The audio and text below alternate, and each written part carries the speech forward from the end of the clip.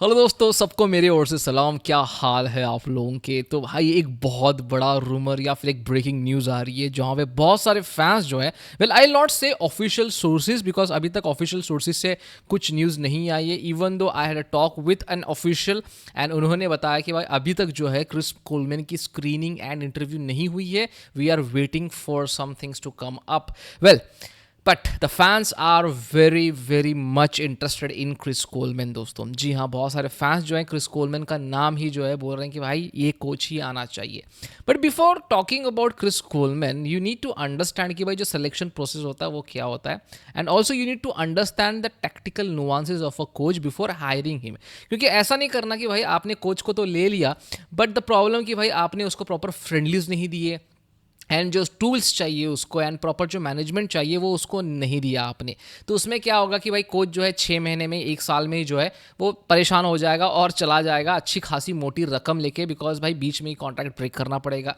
तो प्रॉब्लम होते हैं ऐसे बड़े कोचेस के साथ में स्पेशली। तो when you are hiring a big coach also understand उसके साथ में जो आपके ऊपर भी रिस्पॉन्सिबिलिटीज आती है to give him the best friendlies, to give him the best players. And ऊपर से ये जो BFF का सिंडिकेट का इशू बार बार हमको देखने के लिए मिलता है वो इस कोच के साथ आपको नहीं करना है। अगर आप कर दोगे तो भाई ये कोच जो है बहुत ज़्यादा मुंहफट होता है, वो सीधा आपके फेस पे बोलेगा और निकल जाएगा, जिसमें आप लोगों का नुकसान है। वैसे देखो, आप लोगों का नुकसान नहीं है बट जो फुटबॉल लविंग फैंस है, फुटबॉल फॉलोइंग फैंस है, उनके लिए बहुत बड़ा नुकसान होगा। सो दैट्स वाई अगर आप क्रिस कोलमैन को हायर कर रहे हो तो make sure you give him good friendlies, you give him the right kind of players. And भाई साहब, जब भी प्लेयर की सिलेक्शन होती है आपका सिंडिकेट बीच में मत लाना। Let him select the best players जो उसको लगता है he can make them in a very good team, right? तो आज की इस वीडियो में पहले मैं आपको बताऊंगा कि भाई क्रिस कोलमैन कैसा कोच है, क्या रियलिटी में बांग्लादेश को एक क्रिस कोलमैन जैसा कोच चाहिए और उनके टैक्टिकल नुआंसेस क्या है। Second thing will talk about the hiring process also. तो दोस्तों इस वीडियो को जरूर अंत तक देखें और अगर आपको ये वीडियो पसंद आए don't forget to like, subscribe and share, क्योंकि ऐसे बहुत सारे ब्रेकडाउन जो है आने वाले हैं regarding origin players and regarding coaches. तो लेट्स डू इट भाई साहब।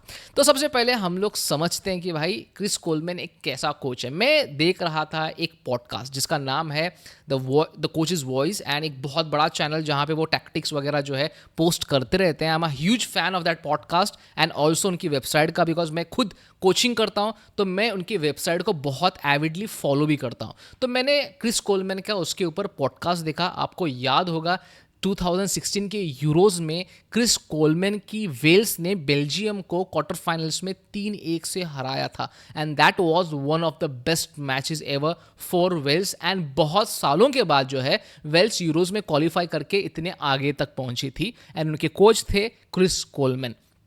तो उस मैच में क्या हुआ था एग्जैक्टली इस पॉडकास्ट में क्रिस कोलमैन ने समझाया। मैं एक छोटा सा आपको स्निपेट दिखाना चाहता हूं। But there's other jewels in that Belgium makeup offensively that can hurt you. Um, so we wanted a real tight formation that we knew that Belgium are going to end up in our half of the pitch with a lot of possession. And when they do end up in our half of the pitch, so Lukaku's going to be in these areas. सो दोस्तों एक चीज़ तो आपको समझ गई होगी कि Chris Coleman का जो टैक्टिकल सिस्टम है वो फ्लेक्सिबिलिटी एंड डिफेंसिव सॉलिडिटी पर बिल्ड है। एंड जब कोचेस की हम लोग बात करते हैं एंड बांग्लादेश के कॉन्टेक्स्ट में बात करते हैं, यू नीड टू अंडरस्टैंड कि कोई भी कोच आए बांग्लादेश में उनके सिस्टम में फ्लेक्सिबिलिटी होनी बहुत ज़्यादा ज़रूरी है, बिकॉज बांग्लादेश के पास फिलहाल जो है प्रॉपर सिस्टम वाले प्लेयर्स अभी तक नहीं हैं। और जब भी आप एक हाई प्रोफाइल कोच साइन करोगे तो उसको फ्लेक्सिबल प्लेयर्स की ज़रूरत पड़ेगी, जो कि मेरे हिसाब से अभी फ़िलहाल के लिए बांग्लादेश के पास कुछ ऐसे प्लेयर्स हैं जो ये सिस्टम में फ्लेक्सिबली खेल सकते हैं। बट सबसे इंपॉर्टेंट चीज़ है डिफेंसिव सॉलिडिटी, बिकॉज मैंने बहुत गेम्स में देखा है बांग्लादेश जो है बहुत ही घटिया तरीके के गोल भाई कंसीड कर देती है। जहाँ पे उनको कंसीड नहीं करना है, जहाँ पे उनको जो है थोड़ी सी डिफेंसिव सॉलिडिटी दिखाना है, वहाँ पे वो नहीं दिखा पाते। तो ये जो कोच है क्रिस कोलमैन, ये वो सॉलिडिटी आपके टीम में इंस्टिल कर सकता है, but until unless you give him the right players, भाई ये कोई भी कोच नहीं कर सकता, राइट। तो यहाँ पे फेडरेशन को, जैसे मैं बार बार बोल रहा हूँ, यहाँ पे हेल्प करना पड़ेगा क्रिस कोलमैन को। तो लेट्स अंडरस्टैंड कि एग्जैक्टली इनके आइडियाज़ क्या होंगे बांग्लादेश के टीम को लेके। तो मैंने यहाँ पे जो है एक बोर्ड बनाया है, तो आप देखो यहाँ पे मैं यहाँ पे थोड़ा सा क्या करता हूँ कि प्लेयर्स की नेम जो है वो मैं एडिट करता हूँ। मैं यहाँ पे जो है फहमदुल इस्लाम को रखूँगा, of course, because I think left wing पे जो है Fahmidul Islam surely can do much better. And यहाँ पे जो है मैं शेख मोर्सलिन को रखूँगा, तो यहाँ पे मैं जो है मोर्सलिन का नाम जो है डाल देता हूँ। बाकी मैंने यहाँ पे एक नॉर्मल सी टीम चूज़ की है मेरे साइड से, हो सकता है यहाँ पे बहुत सारे चेंजेस आपको देखने के लिए मिले आफ्टर एनी कोच कम्स, ठीक है। बिकॉज मैं अभी भी क्रिस कोलमैन की न्यूज़ को जो है has a rumour he treat कर रहा हूँ, बिकॉज मैं जब तक ऑफिशियल न्यूज़ या फिर ऑफिशियल ब्रांच से वो न्यूज़ नहीं आती, मैं उस चीज़ को नहीं मान सकता दोस्तों। I don't want to be that guy कि मैंने बस हाइप कर दिया फिर देखा कि भाई कोई और ही कोच यहाँ पे चूज़ किया गया है। So I don't want to do that, but still let's see कि भाई यहाँ पे क्या सीन होता है। तो मैं पहले आपको बता दूं, क्रिस कोलमैन जो है श्योरली बांग्लादेश को 5-4-1 या 4-2-3-1 के सिस्टम में ढाल सकता है।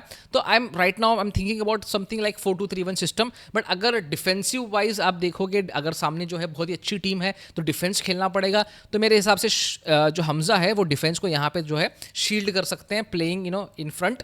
एंड उसके बाद में ये कुछ आपको ऐसे ही दिखेगी फिर टीम, क्योंकि आपके जो विंगर्स हैं जो वाइड खेलते हैं वो थोड़ा सा यहाँ पे इन्वर्ट होके 5-4-1 का जो एक फॉर्मेशन है वो फॉर्म कर सकते हैं ना। My choices of players might be wrong, आप कोई और प्लेयर्स को यहाँ पे डाल के इस सिस्टम को समझने की कोशिश कर सकते हो, ठीक है।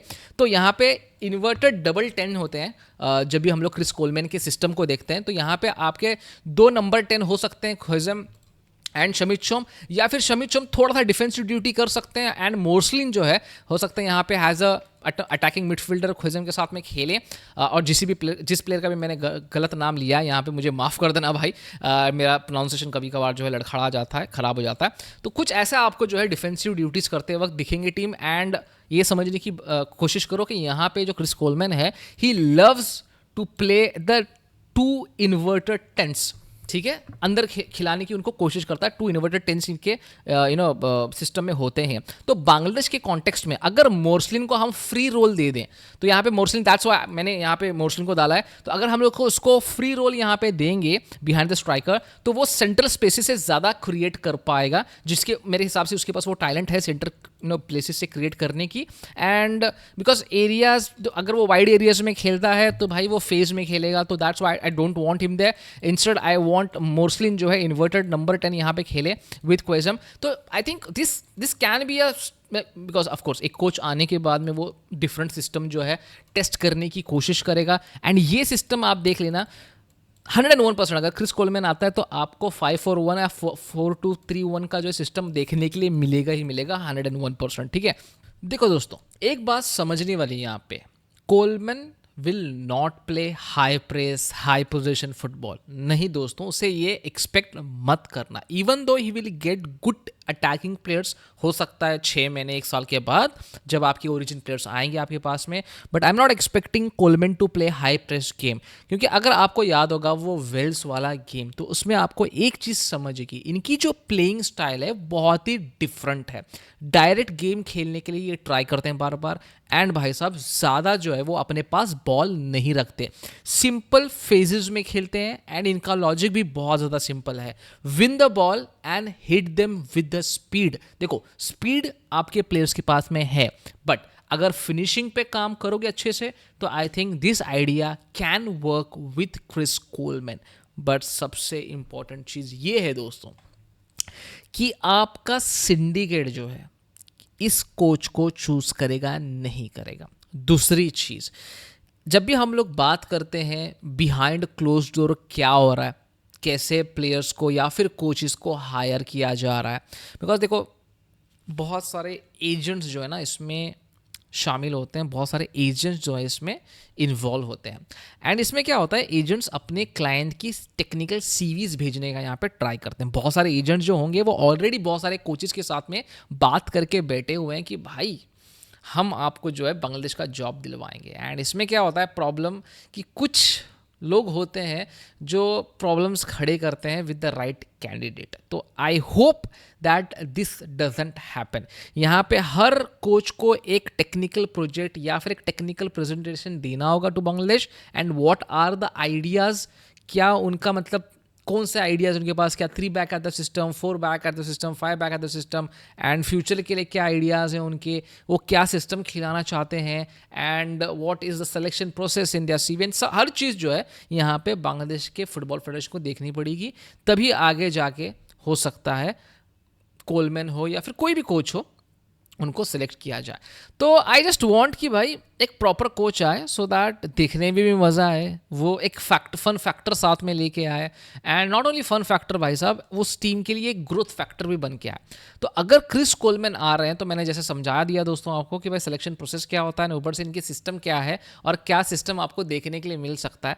मुझे ऐसा लगता है Chris Coleman can be a good candidate, but ये भी यहाँ पे देखने वाली बात है उनकी सैलरी होगी और वो जो मैनेजमेंट अपने साथ में लेके आएंगे, मतलब जो कोचिंग स्टाफ उनके साथ में आएगा भाई साहब, उनकी भी सैलरी देखना पड़ेगा यहाँ पे बांग्लादेश फुटबॉल फेडरेशन को। तो ये बहुत सारे इसमें चीज़ें होते हैं, बहुत सारे नुआंसेस होते हैं जो हमको समझ में नहीं आते स्टार्ट में, बट जैसे मैंने इस वीडियो में बताया, आई होप बहुत लोगों के डाउट्स क्लियर हो गए होंगे, क्योंकि it's not only about the coach दोस्तों, उनकी बैक रूम की जो स्टाफ होती है उनकी भी सैलरी को यहाँ पे देखना पड़ेगा बांग्लादेश फुटबॉल फेडरेशन को। तो वो सब हर्डल्स हैं, I hope those gets clear very soon. And ऐसा बताया जा रहा है 2 से 3 दिन में जो है आपका हेड कोच कौन है आपको पता चल जाएगा। वैसे हम तो न्यूज़ देंगे आपको कौन हेड कोच है, एंड अगर क्रिस कोलमैन नहीं तो कोई और, surely will talk about it दोस्तों, एंड उनके भी टैक्टिक्स को हम लोग ब्रेक डाउन करने की कोशिश करेंगे। तो मिलते हैं अगले वीडियो में ऐसे ही कुछ ब्रेकडाउन्स के साथ में। Until next time, bye bye.